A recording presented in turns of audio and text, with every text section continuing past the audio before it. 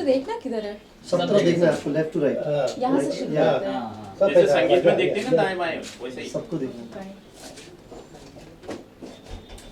Left turn left.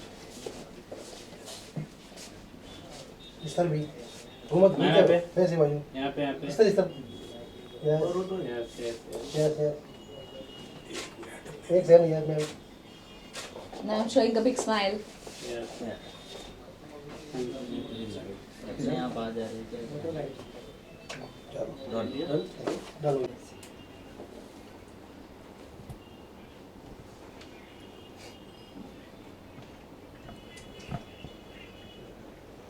Thank you. Thank you. Ma'am सबसे पहले तो आपसे जानना चाहेंगे कि दादा साहब फाल्के अवार्ड मिला है, कैसा लग रहा है आपको? क्या मतलब कितना एक्साइटेड आप फील कर रही हैं इतने बड़े अवार्ड लेके, स्पेशली इंटरनेशनली हुआ है, तो क्या कहेंगे इसके बारे में? वेल जब मुझे इंस्टेंटली पता चला कि सॉरी ओके हाँ बोलिए। वेल जब मुझे ओके या आई रोल। वेल जब मुझे इंस्टेंटली पता चला कि इस तरह से फेलिसिटेशन हुआ है और फाइनली जब नॉमिनेशन के बाद मुझे अवार्ड मिला तो मेरी तो खुशी का कोई ठिकाना नहीं था।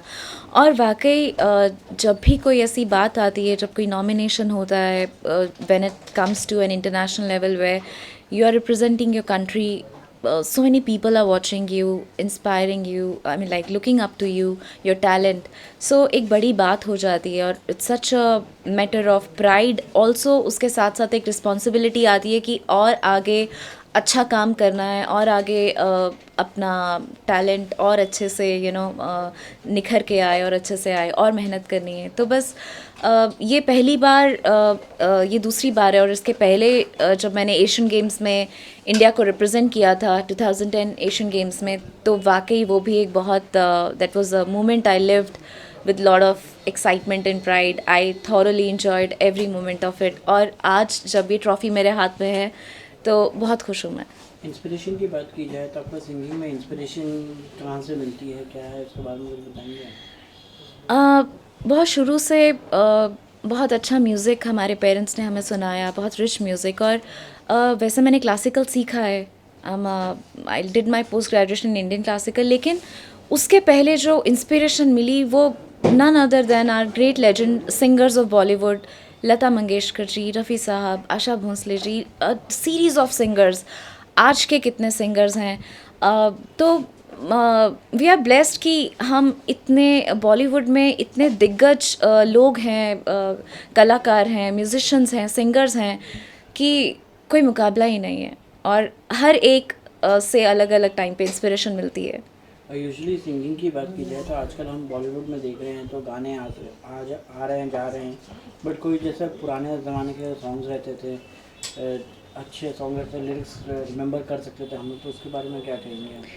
देखिए मैं ये नहीं कह सकती कि आज का टाइम और पहले में वाकई कोई कंपैरिजन नहीं है। मिलेनियल्स जितने यंग जनरेशन है उनके हिसाब से भी अलग अलग चीज़ों को हमें अडॉप्ट करते हुए आगे भी बढ़ना है। हम हमारे बॉलीवुड में बहुत तरह से म्यूज़िक में एक्सपेरिमेंटेशन हुआ है, फ्रॉम 70s 80s 90s का दौर कितना रोमांटिक था। और आज ऐसा नहीं कह सकते कि आजकल म्यूज़िक अच्छा नहीं है, आजकल भी गाने वाले बहुत अच्छे हैं। कुछ कुछ गाने, कुछ लिरिक्स बहुत ही अच्छे होते हैं। वाकई पुराना ज़माना ये था कि हम जब गाना गाते थे वो अपने आप में एक रियाज़ हो जाता था, क्योंकि कहीं ना कहीं वो राग बेस्ड गाने होते थे और वो गाना कोई गा ले, मुकम्मल कर ले, तो वो अपने आप में रियाज़ होता था। क्लासिकल सिंगिंग की बात की जाए तो आपको कितनी रुचि है क्लासिकल सिंगिंग में?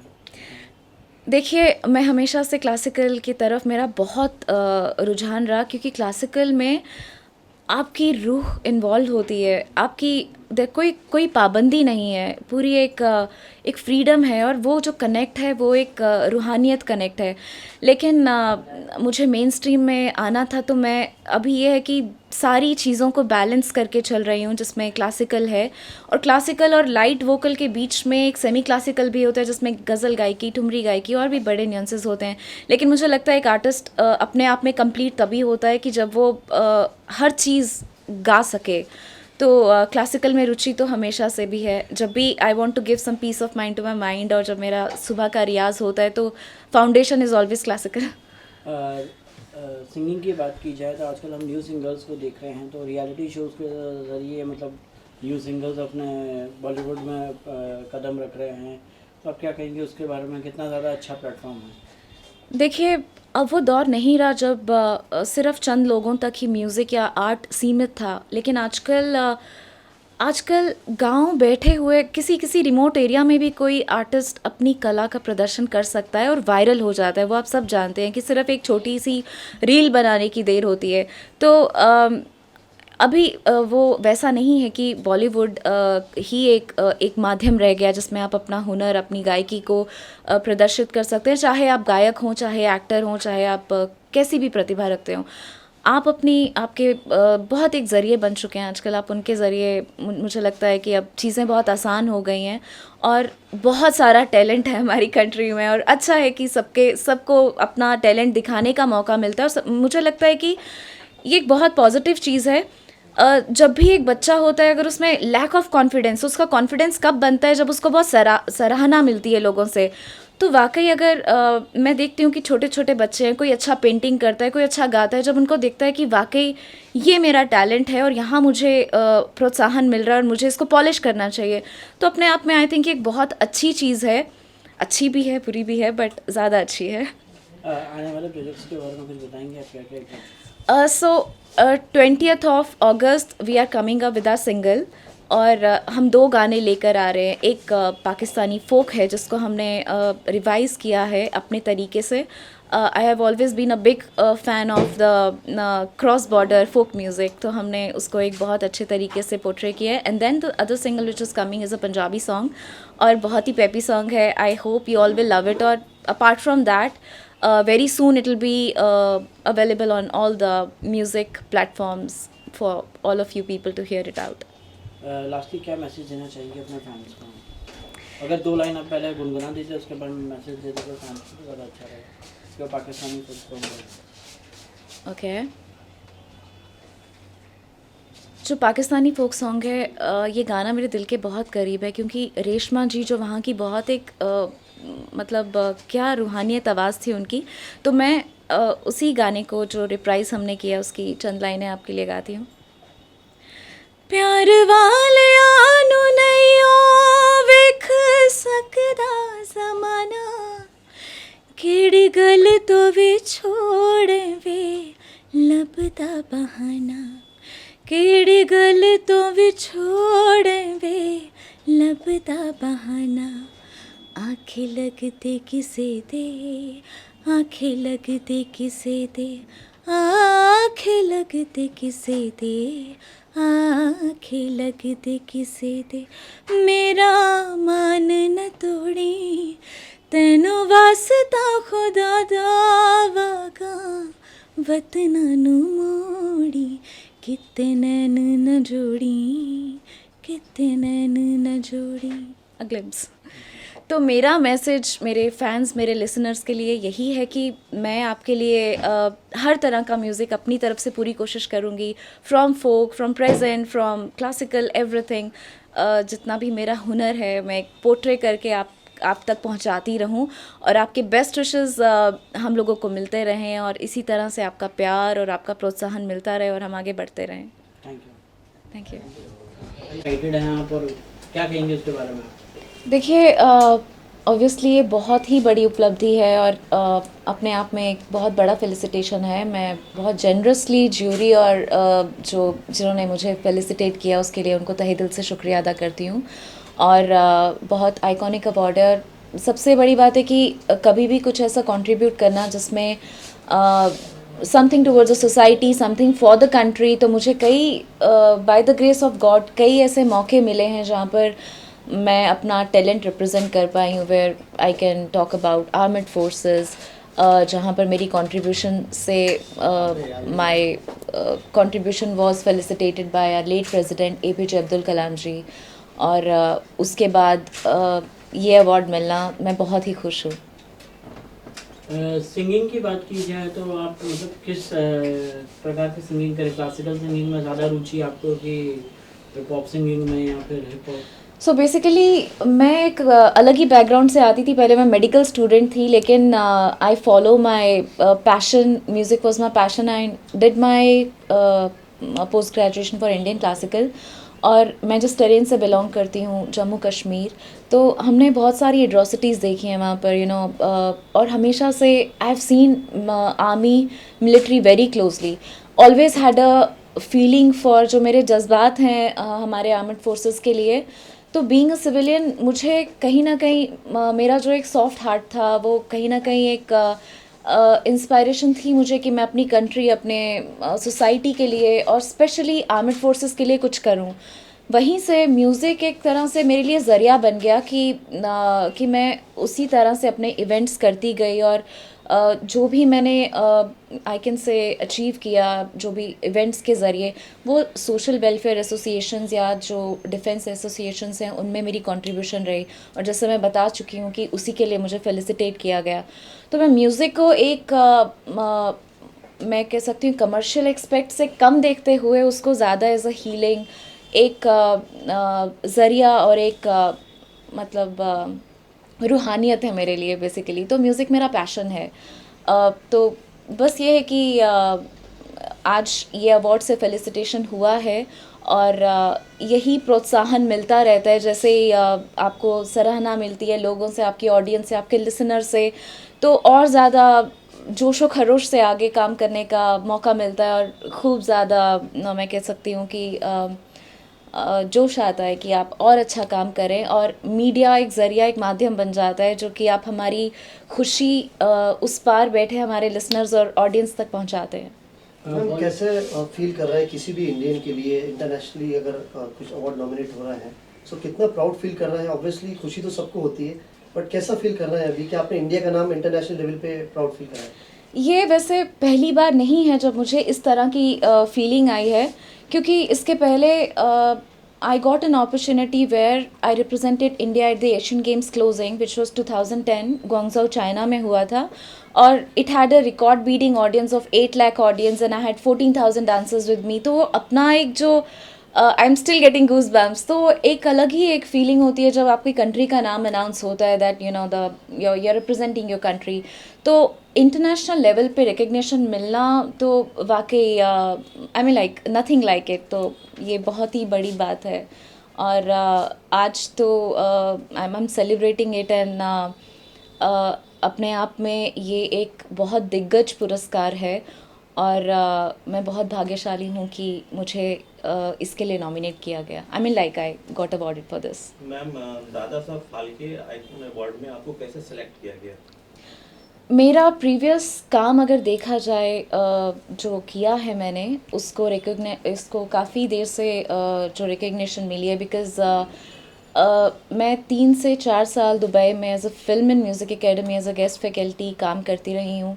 और उसके बाद also getting an appreciation from our late president APJ Abdul Kalam ji, my extempo work for the army, जो कि मैं काफ़ी देर से, मैं कह सकती हूँ कि तपती हुई रेत में जहाँ हमारे बॉर्डर हैं, वहाँ से लेके -डिग्री पे जो ऑल्टीट्यूड्स पे जो हमारी फ़ौजें हैं, मैंने वहाँ तक परफॉर्म किया है।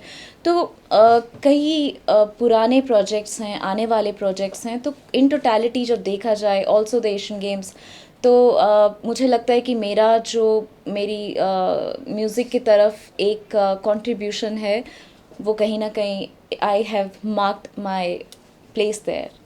मैम बॉलीवुड प्लेबैक सिंगिंग की बात की जाए तो आपका कहीं ना कहीं उसमें रुचि है, या आप जो है करना चाहेंगी बॉलीवुड प्लेबैक सिंगिंग? देखिए, मैं कह सकती हूँ कि I am happy and contented. Bollywood के मेरे 2 प्रोजेक्ट्स ऑलरेडी पहले रिलीज़ हो चुके हैं, देवर 2 movies.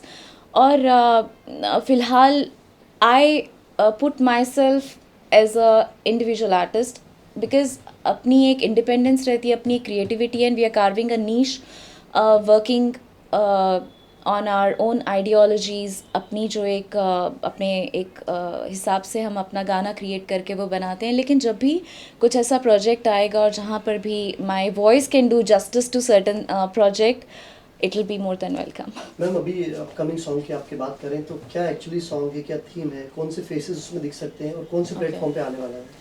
So, you all will be happy that I'm announcing here as well. My 2 songs are coming. My first single will be releasing on the 20th along with another song, which is a folk song, a Pakistani folk song. दूसरा जो है वो मैंने एक Punjabi song किया है, तो we shall be bringing those songs to you very soon, and date is 20th.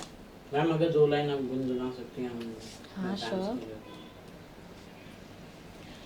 तो ये जो गाना है, it's a very peppy song, it's a Punjabi number. Here you go. वे कल सुन यारा, वे लड़ी ना दोबारा, वे तेनू पता तेरे बिन साडा कोई नहीं सहारा. गुस्से विच मंदा चंगा बोल दे, मैं हंसे विच पा देनिया. मैं तो चन्न तेरे हर एक मन दी, मेरी तू न मन्ने जो मैं कहनिया. वे ना तड़पा सजना, वे मुक जाने सा सजना, वे सा भी नहीं मुकनी, वे मेरे साथों यारा. That is it. Ma'am Punjabi में आपने गाना गाया, इसका हिंदी मतलब क्या होगा? इसका मतलब है कि वे गल सुन यारा, यारा मेरी बात सुन कि मुझसे फिर मत लड़, और मुझ पे यकीन कर, लड़ी ना दोबारा कि मुझसे फिर मत लड़. और बाकी ये कि दिल से दिल की बात है, और आखिर में जो लवर्स हैं वो मान जाते हैं. दादा साहब फाल्के काफी बड़ा अवार्ड है, जिस टाइम आपको मतलब वहाँ पे सम्मानित किया गया, उस टाइम क्या फील कर रहे थे आप, किस तरह का फील हो रहा था?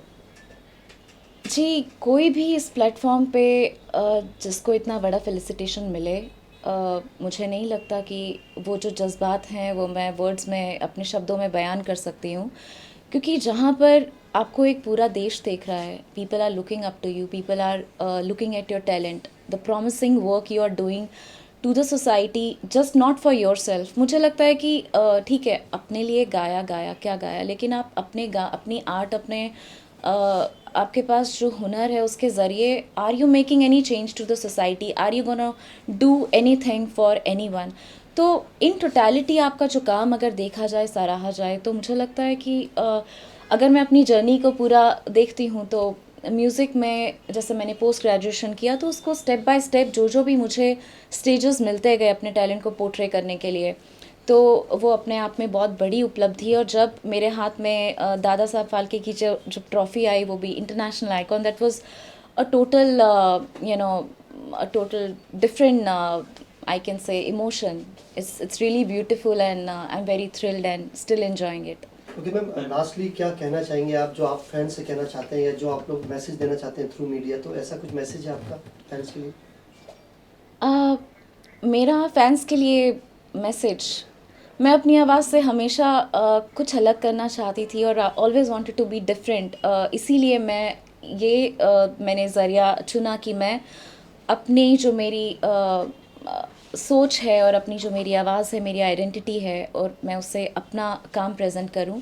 और जो मैं कर रही हूं, जो आपके सामने कुछ प्रोजेक्ट्स अभी आ रहे हैं और कुछ आने वाले हैं, और बस यही है कि आपका प्यार बना रहे, आप हमें भी बेस्ट विशेस दें. और भी बहुत जो इंडिपेंडेंट आर्टिस्ट हैं जो काम कर रहे हैं, because they are might not getting any support from the big music labels, सब अपने उसी माध्यम से कि आपके पास अपना एक चैनल है, अपना एक your own media platforms, social media is there, तो उसी ज़रिए से अपना टैलेंट पहुंचा रहे हैं. तो टैलेंट, मुझे नहीं लगता कि कोई भी माध्यम हो, चाहे वो बिग बैनर से रिलीज़ हो या अपने छोटे चैनल से रिलीज़ हो, वो कभी रुकता नहीं है अगर वो प्रॉमिसिंग हो तो. Thank you. Thank you. 2 minute आप बंद कर